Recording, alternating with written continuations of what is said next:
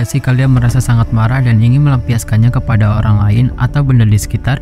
Bisa jadi kalian mengalami perilaku agresi.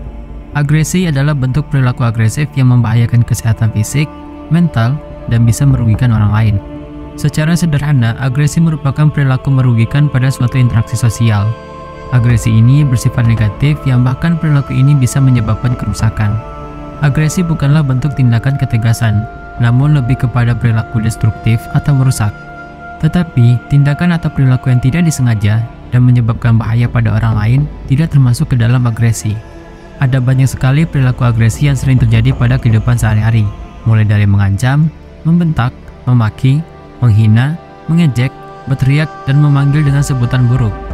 Dan jika disimpulkan, agresi adalah bentuk perilaku agresif yang berpusat pada tindakan merusak dan menyakiti, baik secara fisik maupun mental. Lantas, apa dampaknya dari perilaku agresi?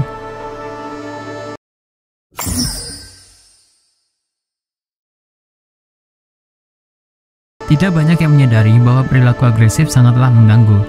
Apalagi perilaku dari orang tersebut yang tidak pernah memikirkan dampak atau efek buruk dari perilakunya terhadap orang lain. Mereka, para pelaku, hanya akan merasa bahwa perilaku tersebut adalah hal yang wajar. Atau bahkan ada yang merasa bahwa dia lebih baik dari siapapun orang yang mereka temui. Mungkin sebagian dari kita juga pernah melakukan tindakan agresi. Namun, ketika sudah sering terjadi dan menjadi ekstrim, ini merupakan tanda adanya gangguan kesehatan mental. Tak hanya itu, perilaku agresi bahkan bisa menyebabkan gangguan kesehatan kronis. Selain kondisi fisik dan mental, perilaku agresi juga berdampak buruk bagi hubungan kita dengan pasangan, keluarga, ataupun rekan kerja. Korban tindakan agresi akan merasa mengalami perlakuan yang membahayakan, sehingga akhirnya menjauhi atau mengakhiri hubungan dengan mereka yang melakukan tindakan agresi tersebut. Di sisi lain, pelaku agresi pada akhirnya akan merasa lebih stres dan terasing dari orang lain. Jenis-jenis perilaku agresi. Ada dua jenis perilaku agresi yang sama-sama merugikan, yaitu agresi impulsif dan agresi instrumental. Pertama, agresi impulsif. Agresi impulsif dikenal juga dengan agresi afektif atau reaktif. Ini ditandai dengan emosi yang sangat kuat. Penyebab agresi impulsif adalah kemarahan yang memicu sistem respon ancaman akut di otak.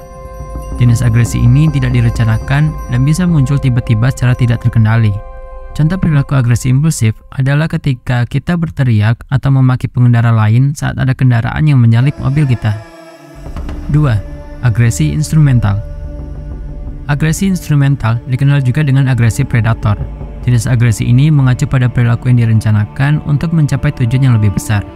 Jenis agresi ini umumnya melibatkan lebih banyak perhitungan dan tujuan, tetapi tidak kehilangan kendali.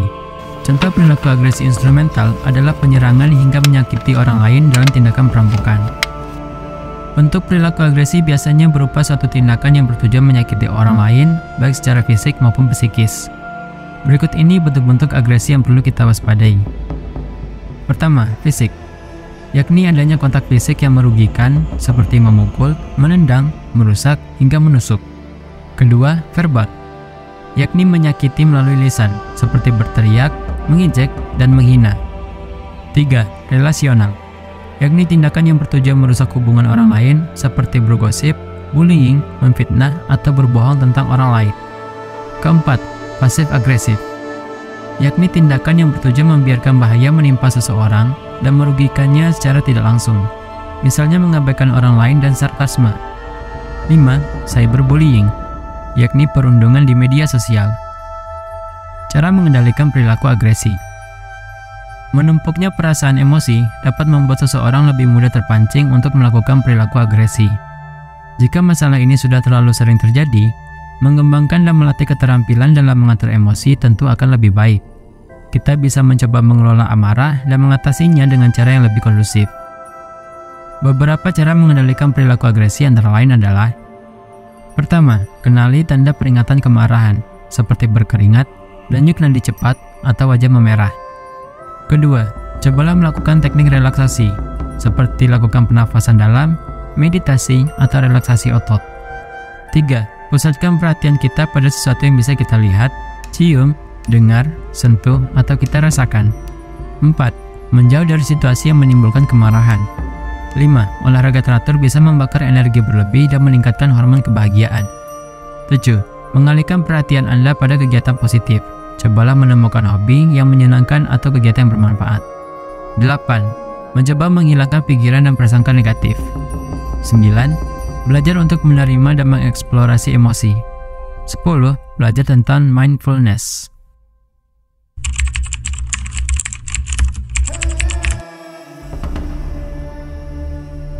Pertama, pengamatan tingkah laku yang baik. Budaya dan tontonan yang selalu menampilkan perilaku agresif akan membuat seseorang mengimitasi perilaku tersebut. Untuk mengurangi perilaku agresif ini, bisa dengan menampilkan tingkah laku yang memberikan teladan yang baik, mengurangi tingkah laku budaya dan pendidikan yang menunjukkan agresivitas, dan lain-lain. Mengurangi tayangan televisi yang menampilkan kekerasan, misalnya adegan film action yang menunjukkan adegan-adegan berkelahi. 2. Hukuman. Sejarah manusia lebih banyak mencatat hukuman sebagai cara penanganan terhadap agresi. Hal ini bisa dilihat dari agresivitas yang dilakukan individu hingga yang dilakukan oleh institusi atau bahkan negara. Para pelaku kekerasan seperti pemerkosa dan pembunuh akan dihukum penjara atau hukuman mati. Negara agresor seperti Jepang saat menganeksasi Cina tahun 1930-an diberi sanksi oleh Liga Bangsa-Bangsa. Namun tetap saja agresivitas muncul. Hal yang paling penting dalam penggunaan hukuman adalah hukuman harus jelas dan sesegera mungkin mengikuti agresivitas yang dilakukan. Kemudian hukuman harus amat keras sehingga mengurangi kemungkinan pengulangan oleh pelaku. 3. Katarsis.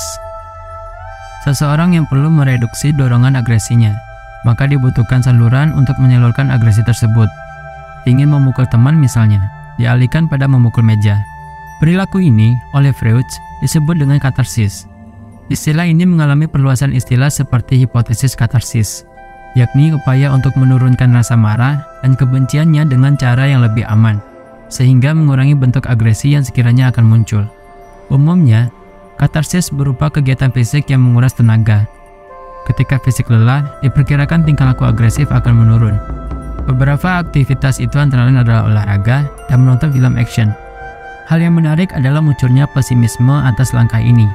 Hal ini disebabkan karena walaupun katarsis menurunkan rasa marah, agresivitas bisa muncul ketika seseorang kembali terprovokasi.